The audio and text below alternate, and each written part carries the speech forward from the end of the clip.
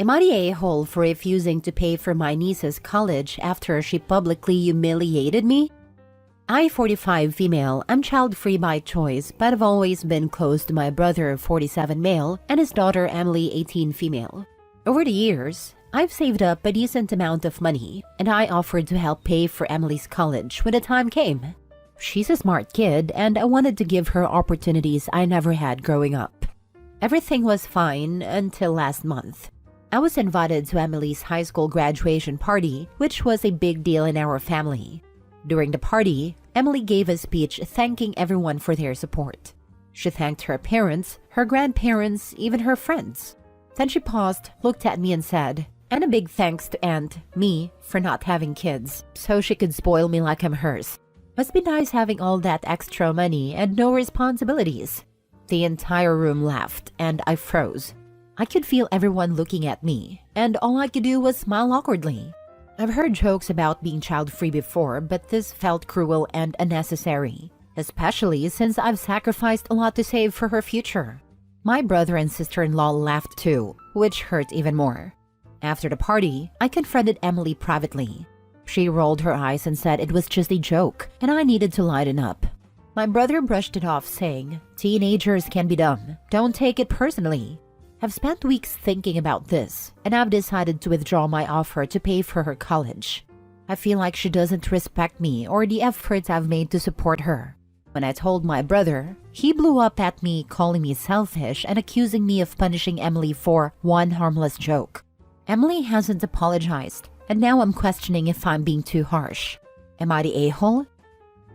Now for the top comments. When they demand the money again, tell them you have bought yourself a holiday home and the money is gone. When they complain about you letting them down, tell them it's one of the perks of having no kids. You have no responsibilities to anyone. Not the a-hole. No. When they ask for the money again, just simply say, "I didn't mean it. I was always only joking about the college fund." As if I'd pay for my brother's kids' education. That's his responsibility. She hasn't apologized, which means you are not being too harsh. I understand a teenager's stupid joke scenario, but if she does not apologize and repent for humiliating you, even if that was not her intention, then you still are not harsh enough. Do not cave. Have some self-respect and teach this kid and her parents that actions have consequences. Let them deal with them. Grow a spine. Driving under influence might be a teenager's stupid mistake, but after the accident and the innocent people unalived, the consequences will not disappear, just because you are a stupid teenager making a mistake. Life does not work like that. I feel the same. It's the lack of apology that seals that OP is being disrespected. It's not hard to apologize when something said is intended differently than it's heard. Niece is young, but when she realized she'd hurt her aunt, an apology was the right thing. Or even a conversation about what she said and what she meant. It's not hard to apologize when something said is intended differently than it's heard. Exactly. I wanted to believe at first she tried a joke but failed miserably. Now I only see disrespect and disdain for her aunt's lifestyle. If so, she does not deserve OP's money and time. Emily is parroting the hateful BS your brother has been talking about you. Not the a-hole. Spend it on yourself. Next story. Am I the a-hole for telling my mom she'll regret picking her husband over her children? I, 23 female, and my husband, 22 male, moved in with my mom over the summer to help my mom with her bills and to help take care of my 3 younger siblings. The main reason for this move was because I did not want her to get back with her boyfriend that she had been dating on and off for the past 7 to 8 years. Not long after we moved in, she starts talking to him again after repeatedly telling me she was never going to get back together with him. She then goes on to marry him, and since then has taken on this mentality that she is his wife and has responsibilities towards him, so she has to be with him 24/7. Which in turn meant to me and my siblings that we would see her less, because he does not live with us. Ever since she got married, she goes directly to him after work, and the only time my siblings see her is in the mornings when she takes them to school. She's not even home during the weekends.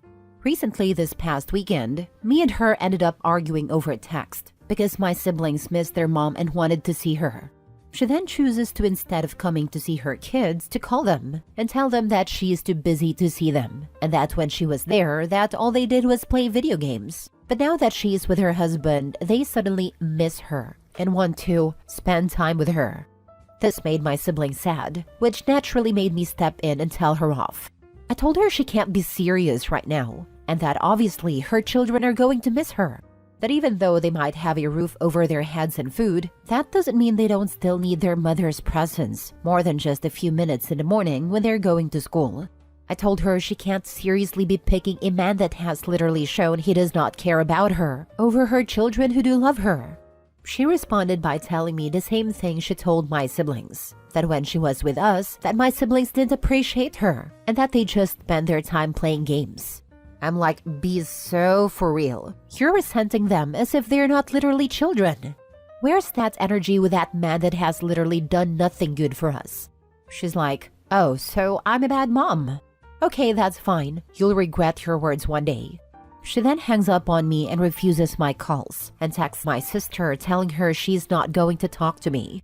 So I texted her and told her the one that's going to regret her words is you, and you'll be sorry for picking a man over your children.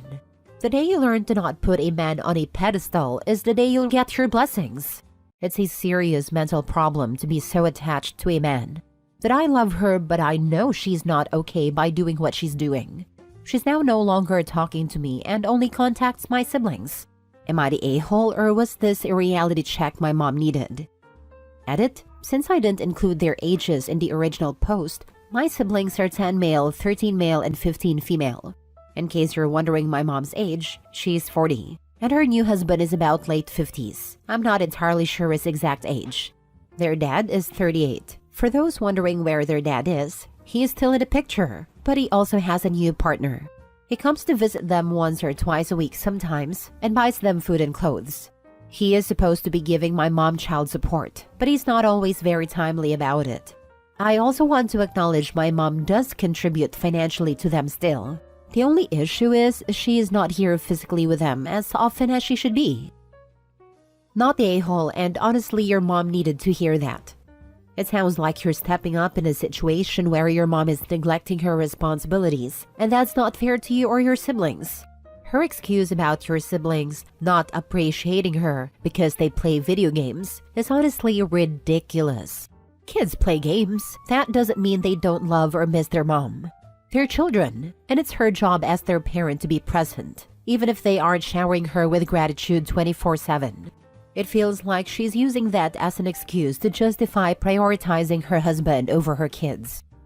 It's a CPS story waiting to implode. Parents, especially custodial parents, are expected to reside with their minor children. It's so beyond an argument. It's criminal negligence. This is not okay, and is also making you responsible when you're a young newlywed. This is not fair to the kids or you, but thank you for being there for your siblings. I hope she opens her eyes and realizes she isn't doing them any good. Not the a-hole. I'd say that her husband made it clear that he didn't want her kids living with them, so she got you to move in so she could move out. She's at least going to have to pay you child support if you choose to bring up your siblings in the long term. As you and your husband are so young, is he okay suddenly being dad to 3 kids? If he's not, I'd be asking your mom's sister or other family members to step in and either convince your mom that child abandonment is illegal or take the kids themselves if they can. My husband fortunately does not mind, since he hasn't really taken the role of dad. He is more of an older brother to them. His only issue is the obvious stress and disappointment my mom's absence has caused. Next story. Am I the a-hole for not supporting my ex-best friend after my brother put her in the hospital? My brother was a prick to me my whole life. He's 2 years older and blamed me for his dad leaving. We have different dads. We were raised by my mom, who was very much checked out, and that made me an easy target. He wished me dead, called me a whore. He got other kids to bully me in school, and every chance he got, he told me he wished I wasn't his sister. I had a best friend through all that, Sammy. Her dad and siblings were also really great, and they took me in as a family because they knew mine sucked. When we were 16, Sammy betrayed me in the worst way by starting to date my brother. I told her I'd never forgive her. She tried to make it seem like I was the bad guy, and how dare I tell her who she could and couldn't date. She knew what my brother was like and still went and dated him. I had to pull away from her family because I couldn't be around her, but I did tell her dad. Sammy hated me for it because her dad did everything to get her away from my brother. I got a call a couple of weeks ago and it was Sammy's dad. My brother put Sammy in the hospital and her dad wanted to give me a heads up in case my brother tried to come for me. Sammy tried to reach out, but when I realized it was her calling, I shut it down. She kept trying and I ignored and blocked her. She had her sister reach out, and while we were talking, she took the phone off her sister and she told me she needed me. I told her to go to hell. A few more attempts were made and then one of her siblings called while Sammy was there and they asked me how I could do that. And shouldn't I understand what my brother is like and be there for the girl who was there for me until she made a mistake? I said there was no coming back from it, and I refused to believe she was manipulated. That it was an easy cop-out, and I owe her nothing. They tried to insult me, but I ended the call and blocked that number. I've had a long list of blocked numbers the last couple of weeks. Am I the a-hole? Now for the top comments. Not the a-hole. She went into that relationship with her eyes wide open, knowing damn well how cruel he was to you, and now you're supposed to pick up the pieces for her? Nope. She made her choices and has zero right to drag you back in his BS. Her circus, her monkeys. She literally became a bully when she started dating your brother. Invalidating you like that and dating an abusive person which she knew about is irredeemable. And to try to reach out to you? The nerve. How are you supposed to comfort her if she is part of your trauma? That was really just the worst betrayal. I came to live with you and you started dating one of the reasons I came to live with you. Shaking my head. Despicable. Nope. COP, here's the thing. You didn't say, I told you so, to her. So by definition, I think you're in the clear. Your former best friend dated your vile, abusive bully of a brother, knowing full well how he was. Try to make you the bad guy, and then has the nerve to come back to you after everything. Nah, not the a-hole. Just curious though, you said her dad was fully on your side throughout this. What did he say about this whole situation? Well, we didn't talk for years because of this. He felt sick that his daughter was dating someone like my brother, and he apologized for what he did. He also said he would always be there if I needed something, but he understood I had to pull away because I couldn't be around her. Has he said anything about the current situation? Like about how his daughters are verbally abusing you for not wanting to contact? He only called to give me the heads up. We didn't talk after that. I'm not even sure if he knows about it. Having her sister harass you shows what kind of person she really is. You can always tell a person's character by how they act when they don't get what they want. How is your relationship with your parents? I don't have one. Never met my dad, and my mom was pretty awful herself and just didn't care. Last story. Am I the a-hole for telling my daughter if she goes back to her ex, I will not support her? My daughter is 26. Her ex-husband was abusive. They dated for 3 years before getting married a year ago. My ex-son-in-law changed after he married my daughter. I didn't even know about any of this until my daughter told me everything. After she got married, he abused my daughter financially and emotionally, and sometimes physically. I don't really want to go through everything, but he is a POS who literally ruined my daughter. My daughter told me everything 2 months after she got married. I encouraged her to fight for her rights, but she said she just wants to get away and doesn't want to fight. I didn't force her and had to pay a huge amount to get her a clean divorce. My daughter was broke. She lost her job and she's been living with us since then. My daughter has been depressed all these months and she spends most of her time with me and her mother. She cuddles with us both, she vents, she tells us what she went through, and me and my wife just listen to her and try not to get angry. But my wife is always sad and tells me multiple times to take care of her. She makes me promise that I will take care of our daughter. I assure her, but she's feeling what she's feeling, as I am and my daughter is, and I can't do anything to change that. But a week ago, my daughter told us that she's been talking to her ex and has been apologizing to her and wants to get back with her. We were surprised, and we try to tell her that we understand you love him, but he doesn't. But my daughter wouldn't listen and said she wants to get back with him and give him another chance. My wife started crying and told me to talk to her, and she left to our bedroom. I told my daughter that he can't change. Those people never do. Don't put yourself through what you already went through and your family did. My daughter said she wants to give him another chance. I tried everything. I said everything I could, but she didn't listen to me. When I had enough, I told her if she wants to be with him again, then that's her decision. But I wouldn't be able to help her again because I am already drained, and I still have to think about retirement and take care of her mother. She cried and hugged me. I told her that I am with her. I think about her, but I also have to think about her mother. She's suffering as well. My daughter didn't say anything, just hugged me and cried, ate, and went to sleep. And she started avoiding us both and stopped interacting. She just hugs us and go back to her room. When I told my wife what I said to our daughter, she got angry at me and said I shouldn't have said what I said. I should have been polite and helped her, but I made it even worse. I told her that she should have talked to her instead, and my wife also has been angry with me ever since. So, am I the a-hole here? Did I do something wrong? I just want to help and protect two women I love the most. I did everything in my power to help them, but now they are treating me as if I am the source of their suffering. You should advise your daughter to read Why Does He Do That by Lindy Bancroft before she gets back with her ex. It describes the cycle of abuse and the types of abusers, and could be a great tool to help her truly realize the gravity of her situation.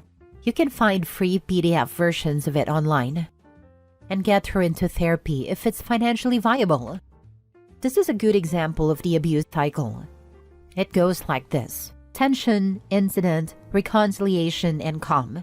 She has gone through the calm when they first got together. Then there was tension. Then a certain incident where she moved out and moved in with you. Now the ex is love bombing, saying he has changed and things will be great. And they will be for a while. Then the tension will creep in, and then there is some incident. And boom, she's back home.